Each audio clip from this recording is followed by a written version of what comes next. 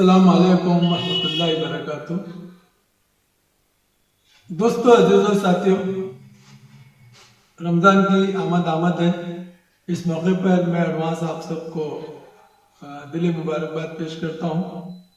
और साथ ही साथ जैसा कि आप लोग जानते हैं, रमज़ान जब आता है तो हमारे ख़ास तौर से वो अफराद जो मुअम्मर होते हैं, एजेड लोग होते हैं और जिनको डायबिटीज़ होता है या हार्ट की बीमारियां होती हैं, या ये लोग थोड़ा सा रमज़ान में रोज़ों के बारे में सोचते हैं।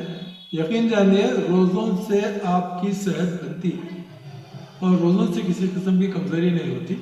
मैं इसके बारे में आपको थोड़े से टिप्स भी देना चाहूँगा। एक्चुअली जब हम रोज़े रहते हैं तो हमारे जो बॉडी है वो बॉडी की एक तरह से सर्विसिंग हो जाती है।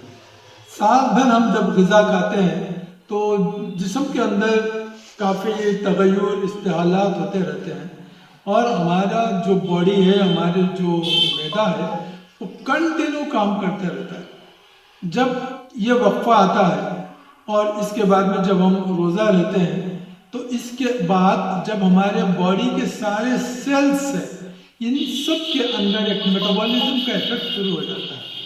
एक मानो में मैं आपको यही बता रहा हूँ कि सर्विसिंग होती है, ऐसी सर्विसिंग होती है कि फिर आप उसको पूरे एक साल तक आपके अंदर बॉडी आपकी डिस्चार्ज हो जाती है। तो रोज़े ज़रूर रखिए।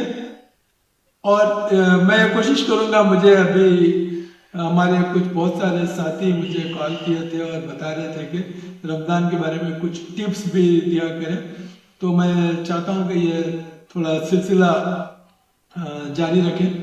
रोज़ाना अगर आप लोग पसंद करते हैं तो मैं रोज़ाना एक 2-4 मिनट आपको कुछ रोज़ के रोज़ टिप्स देने की कोशिश करूँगा।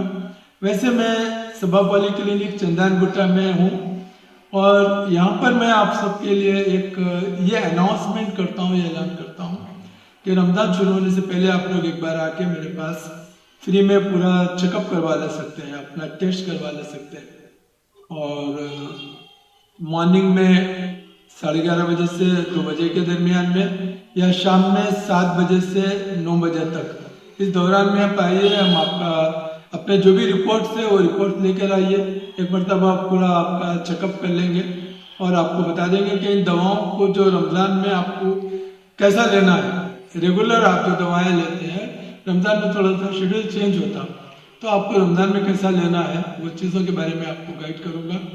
मेरे साहबजादे डॉक्टर मोहम्मद शकील अहमद शुएब जो है वो यहाँ पर मौजूद रहेंगे। उन्होंने आपको पूरा मॉडर्न तरीके से भी आपको ईच एंड एवरीथिंग बताएंगे रोज़ाना कि आपको रमज़ान में किन किन चीज़ों की आपको ज़रूरत होती है, किन दवाओं को आप अपना टाइम टेबल चेंज कर सकते हैं।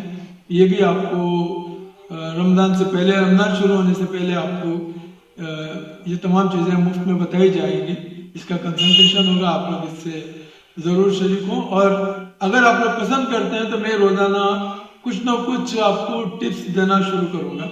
सबसे पहली चीज़ तो ये है कि जब हम सहरी में उठते हैं तो आप ये मत समझिए कि रमज़ान है, हम रमज़ान में हमको बहुत ज़्यादा रोज़े रहने के बाद हमारे अंदर चेंज आता है तो हम बहुत ज़्यादा खाने की कभी कोशिश ना करें।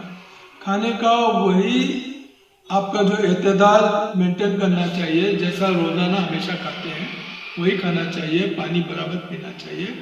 दही में इलायची ज़रूर मिला करके, उसको थोड़ी सी इलायची पीस लेके या इलायची के साथ दही का इस्तेमाल शहर में अगर आप करते हैं तो इससे आपको किसी किस्म की प्यास नहीं लगती। और इसके साथ साथ आप जब रोज़ा खोलेंगे तो खजूर के साथ ही खोलें। किसी किस्म के सॉफ्ट ड्रिंक्स या किसी भी किस्म के मशरूबात इमीडिएटली इस्तेमाल मत करें। इन तमाम चीज़ों को एतदाल पर इस्तेमाल करें और इसको रोज़ाना कैसे कैसे करना है, शहर में आपको क्या करना है, इफ्तार में क्या करना है, इंशाल्लाह मैं एक सिलसिला शुरू करता हूँ। रोज़ाना आपको 5 मिनट आपको इस सिलसिले में बताए जाएंगे।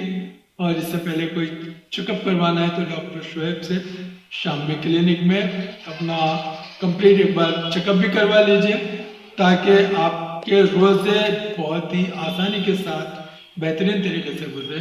ये चीज़ मैं आपको बताना चाह रहा था। इंशाल्लाह फिर रोज़ाना आपकी खिदमत में हाजिर होंगे। अस्सलाम वालेकुम।